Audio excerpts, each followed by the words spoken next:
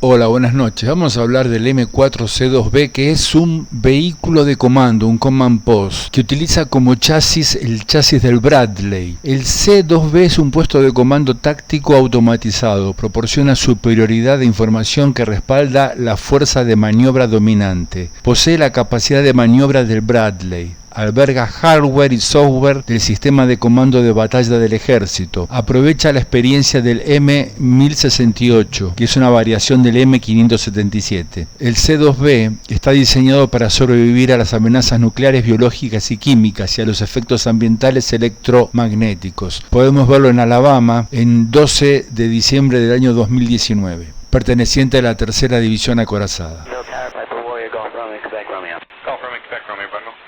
Tower, Romeo, Quebec, Romeo is over Preston Lake at 2,000 feet, inbound for landing. Information from Lima. Romeo, Quebec, Romeo, report Victoria Square, Buttonville, altimeter 290. Romeo, Quebec, Romeo. Oscar Tango Charlie, number 1. Tower, Romeo, Quebec, Romeo is over Victoria Square at 2,000 feet. Romeo, Quebec, Romeo, Navajo is just off your...